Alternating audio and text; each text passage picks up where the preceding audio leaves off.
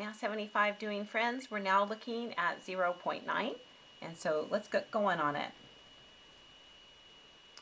So in 0.9 they have you practicing your adding and subtracting with fractions, and they give you a strategy of how to add fractions together. And they say that, hey, in step 1 they say the denominators have to be the same. So I'm looking at these two fractions, -4/9 plus positive 7/9, and I notice right away that, hey, the denominators, the bottom, right, is the same. So so that's great, and so I don't need to make the denominators the same. It's already done. So they say that, hey, you have to make sure that your denominator is the same. If they're already the same, you don't need to do anything. All you need to do is add or subtract your numerator, and then this numerator, you do the sum or the difference, and then you put that over the common denominator. So in our case, this is going to look like -4. And if you're wondering, well, does the negative go with the 4? And so let me kind of explain that just real quick.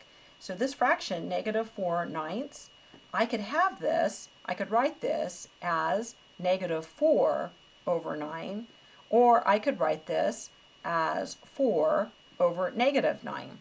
I want to take that negative that's out to the side. So there's the 3 ways of writing it. I think I said this in another video, which is -a/b, -a/b, or a/-b, and they're all equivalent to one another. Now the reason I don't want to use the -9 is then this would have a denominator -9, and that would have a denominator 9. They wouldn't have the same denominator. So I do want to put the negative with the 4. So I'm going to have -4 plus 7. I'm going to add the numerator over there, all over the common denominator 9. And then I'm going to do that arithmetic right there, -4 plus 7. And so since they don't have the same sign and I'm adding, I would really subtract them, right? And I get 3. And 7's bigger, +3. So I owe 4, I pay back 7, and so now I'm in the plus, right? 3. So this is 3/9. And then, so that's step 3, right? Step 1 was to notice that the denominators were the same, so I didn't have to do step 2. Step 3 was to add or subtract the numerators over the common denominator, which I did, and I got 3/9. And step 4 is to reduce the fraction if it will reduce, like we practice in section 0.8. So 3 goes into 3 and 3 goes into 9, so I can divide out 3 out of both of these, and when I do, I get 1/3. Usually people don't write that, and I'm okay with you not writing that. I just want people to know what I'm doing, right? So 3 divided by 3 is 1, and 9 divided by 3 is 3, and you have to do the same to the numerator and the denominator. And fractions will be equivalent as long as you only divide the same thing top and bottom, or multiply the same thing top and bottom.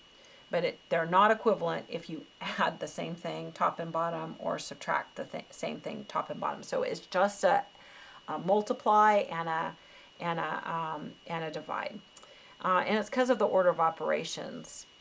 So here we are on problem 30, and now the denominators are not the same. And in fact, this is written kind of complicated with a subtract of a negative. So I could fix that right away. And a subtract of a negative, right? Subtract of a negative, like that, is the same as, do you guys know what it's the same as? Addition. Yeah, it's the same as addition. So I could rewrite this as an addition. If you're wondering why, it's because subtraction was defined to be add, right? Rewrite this as from a subtract to an add the opposite. So if I turn this into an add and then I do the opposite of that, then it will be positive, and so it'll just be addition. So this is 9/16 plus 7/12. And now I want to come up with a common denominator. And sometimes I can come up with a common denominator just by thinking about it. And so I can say, oh, I know what it is. It's this. And then there's other times when, well, I don't know what it is. And so on the times that I don't know what it is, I need to be able to build it. And on the times that I know what it is, then it's okie dokie just to say, oh, this is what it is. And so anyway, your mind, you maybe learned how to do it at one time, and then your mind will tell you what it is.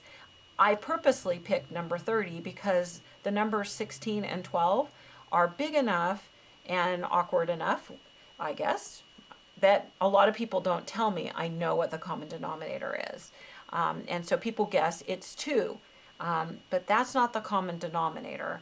And sometimes people will tell me it's 4. Well, that's not the common denominator. That's a factor that goes into 16 and a factor that goes into 12, but that's not the common denominator. What we're looking for the common denominator is we're looking for a number that 16 divides evenly into and 12 divides evenly into, not a number that divides evenly into 16 and also 12. So, so we're looking for something else.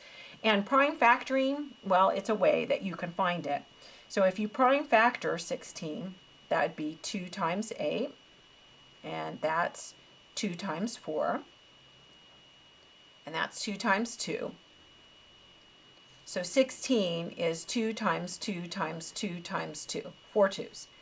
And 12 is 2 times 6, and 2 times 3. So that's what 12 is. So prime factoring will give you the answer to the common denominator.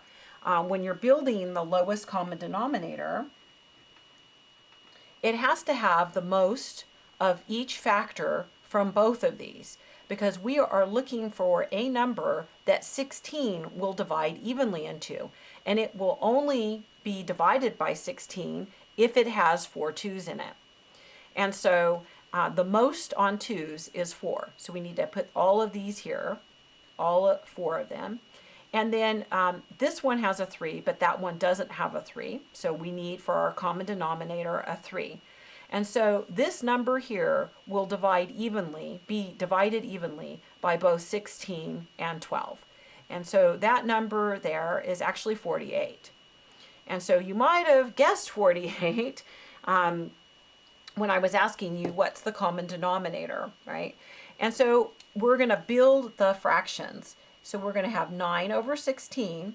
And remember how I talked about that it's okay to multiply or divide the numerator and the denominator by the same thing, because what you're essentially doing is you're multiplying by 1 when you do that. So I'm going to multiply the denominator because I want to turn it into 48. And here's 16 right here. There it is, right? There's 16. 2 times 2 times 2 times 2 is 16. And all I have to do is multiply it by 3.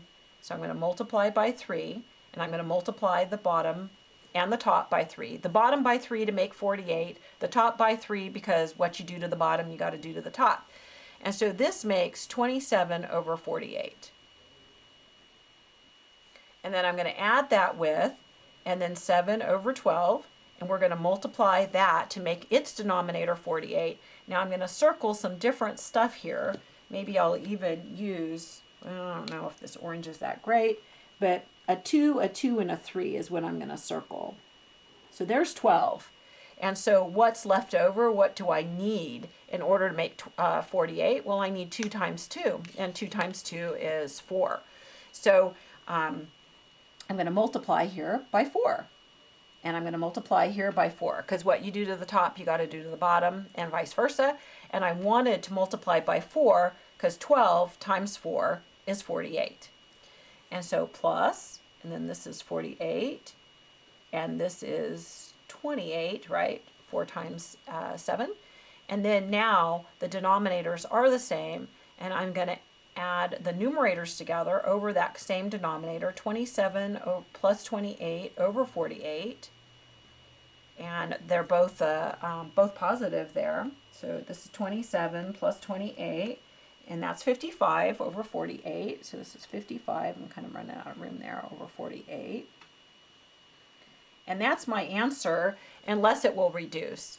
And I guess I'll uncircle it if it, because since I already put the box around it, I haven't thought about whether or not it reduces. And so I know that in order to reduce with 48, 55 would have to have a factor of either 2 or 3, because those are the only factors that make up 48, right?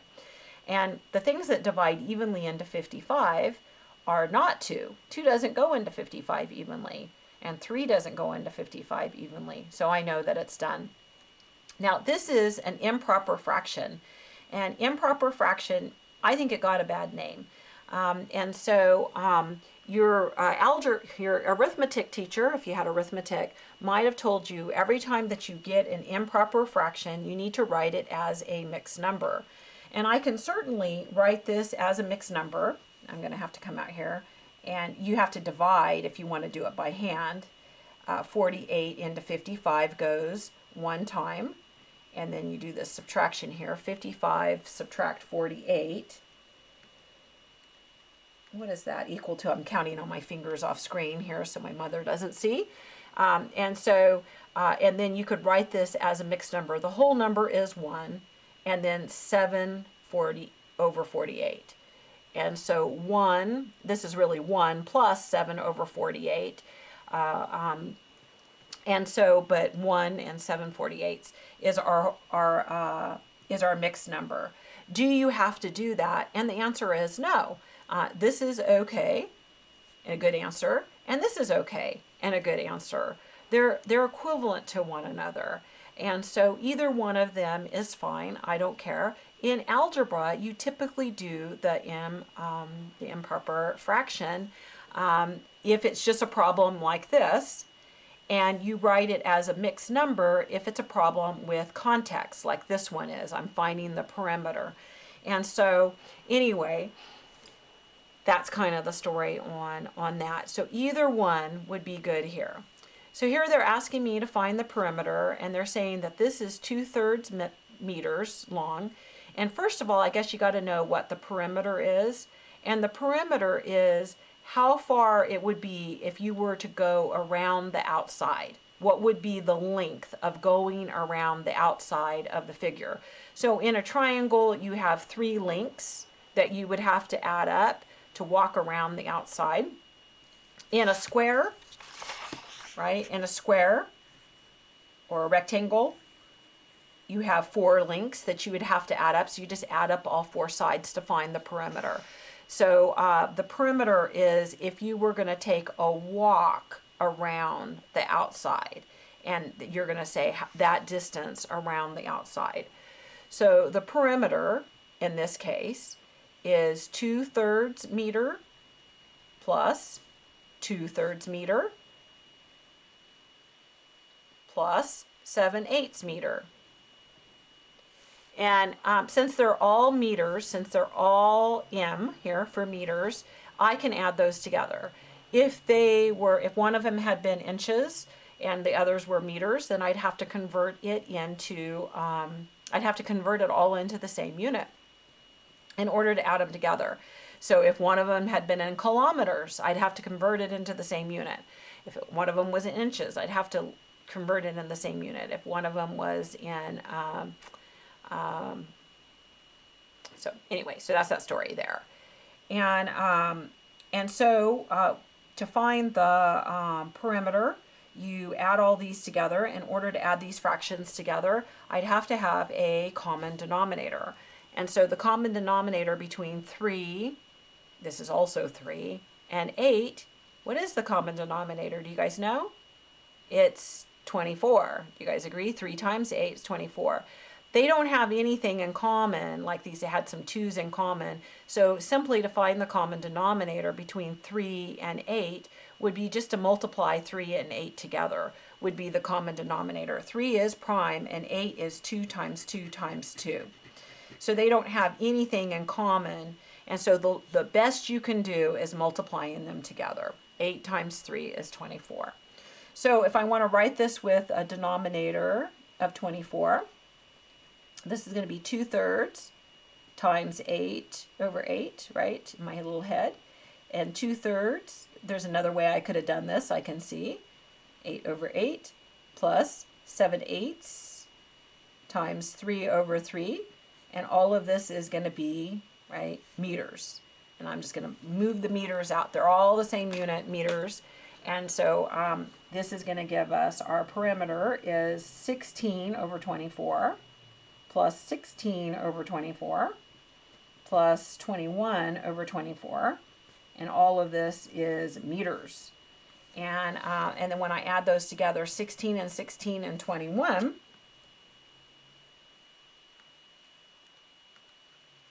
I got my fingers going, 53 over 24 meters. And that's not typical. We don't typically write something like that. So because it's context, we don't use, with the context of finding the perimeter, we would not usually write that as an improper fraction. So I am going to convert that to a mixed number. 24 goes into 53. Let's see, twice, right? And that's 48. And 48, 49, 50, 51, 52, 53 is at a remainder of 5. And so the perimeter is 2 and 5/24 meters. And then they asked us here, is it possible to find the area of this triangle? And then they asked us to explain. And we haven't found the area of a triangle in the class, to my knowledge yet. A lot of people, when I ask, well, how do you find the area of a triangle, will immediately tell me a formula. And they'll say, well, I remember this formula. The area of a triangle is 1/2 the base, 1/2 times the base, times the height. So that's oftentimes what I hear. And then a lot of times we'll ask, well, what is the area of a triangle going to tell us? And an area of the triangle is actually going to be talking about a measurement of the inside of a triangle. And this triangle is, it might be a harder one to talk about the area on some of them, because what the area measures is how many 1x1 squares there would be. And so I'm going to make this rectangle just to show you. So if I had this and I said this is 5 inches long and this is 3 inches long, then I could kind of divvy this up into 5, 1 inch by 1 inch. 1, 2, 3, 4, 5, and then I'm going to have to erase because I said it was 5. Maybe I should say it's 6, huh? Because of my drawing. So that's 5, and I'm going to go across here 3. And essentially, when someone asks you the area, and this is 5 inches, and this is 3 inches, they're asking you how many 1 inch by 1 inch squares would fit inside of the figure. And, or if it was in meters, how many 1 inch by 1 inch squares would fit inside the figure. And so, so on this, you can see, oh, well, there would be 15. So on this, when you're thinking about it on a triangle, and there's, it's probably going to be a portion of a square. In order to know, I don't know the height. They didn't tell me how tall this triangle is. And so what you have to do, the thought is to make it into a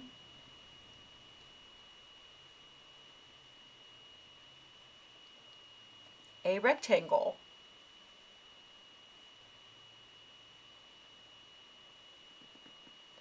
And then can I find, I know this side, but can I find how tall this is right here? Can I find that? And so, and the answer is, actually, I can find that. I can find that height. It's possible for me to find that height. And so I wish I wouldn't ask this question. I really do, because we're not really ready for this question. It's possible for me to find that height, and that's something we're going to do later on, actually, in the class. And so I guess what I was looking for is, as it is right now, is it possible to find the area of this triangle? And the answer is, right now I don't have enough information. Can I get that information? Yes, I'm going to show you later. And so I'm going to have a red face right here, but I'm not going to start again. And so this is going to be red. That I wish I wouldn't ask this question. I guess I didn't notice this before when I did it last semester, that we haven't done that yet. Hey, but if you have, we'll call it a challenge. So tell me what the area of this triangle is. So I'll see you in the next video, and I'll talk to you later. If you don't know what it is, please, please, please don't worry. Just worry about how to find the perimeter on it. And so any that they ask us to find the area on, I think we are going to have one of those. They'll tell you, they'll give you all the information that you need. This one, you have to be able to find the information that you need, but you can find it, and we all are going to know how to do it at the end of the class. Maybe I'll put this problem on the final. Okay, talk to you later. Bye-bye.